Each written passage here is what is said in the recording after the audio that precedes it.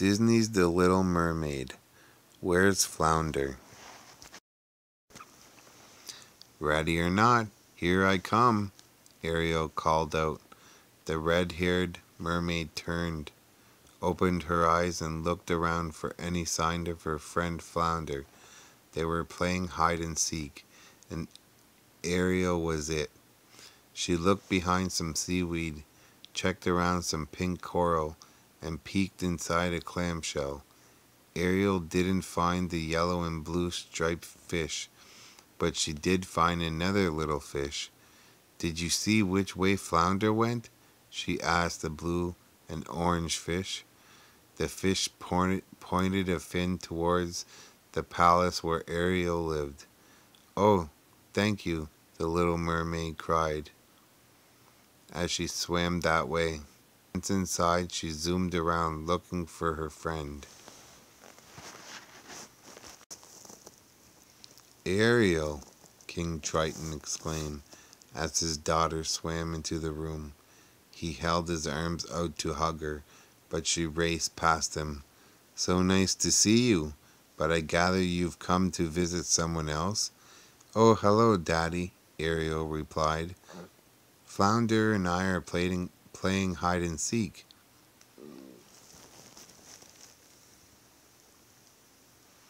Then she noticed something move by the table. It must be Flounder, she thought.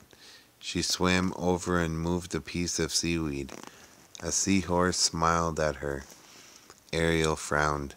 Have you seen Flounder anywhere? She asked her father. King Triton smiled slyly. I may have seen him, he said, and I may not have seen him, he added jokingly. Thought Ariel. This is no help at all. Where could Flounder be? Then she had an idea. Maybe he was up on the surface. See you later, she called out to her father as she quickly swam away. Up at the surface, Ariel found Scuttle the seagull, but no Flounder. Hi, Scuttle, said Ariel. Hi, Ariel, Scuttle replied. I haven't seen Flounder. Ariel eyed Scuttle suspiciously. Hey, how did you know I was looking for him? Scuttle held up his wings in surrender. Okay, he cried. You forced it out of me. He came by looking for a hiding place, but then he headed off toward your secret grotto. Thanks, Scuttle, Ariel said and dived back underwater. Ariel swam to her secret grotto. She loved human things, like beads and lampshades. Sometimes Flounder helped her on treasure hunts. Whenever they found something new, they would take it to the grotto. Ariel searched all around the cave, but she didn't find Flounder. Soon she gave up and headed back to the palace. On her way back, she saw a pretty piece of coral and stopped to admire it. Behind the coral was a red crab who was one of her father's most trusted advisors. Sebastian, Ariel exclaimed, slightly startled. Ariel, Sebastian replied. What in the world is going on? First Flounder comes tearing through here, and then you come along and scare me half out of my shell. All I want is some peace and quiet. Sorry, Sebastian, Ariel replied, but did you see where Flounder went? He swam in that direction, Sebastian said, pointing a claw. Why? He called out. What's happening? But Ariel was gone with a flick of her tail. Thought Ariel, as she swam in the direction Sebastian had pointed to.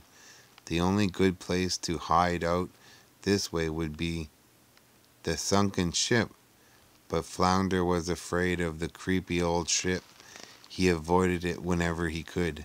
Why in the world would he hide there?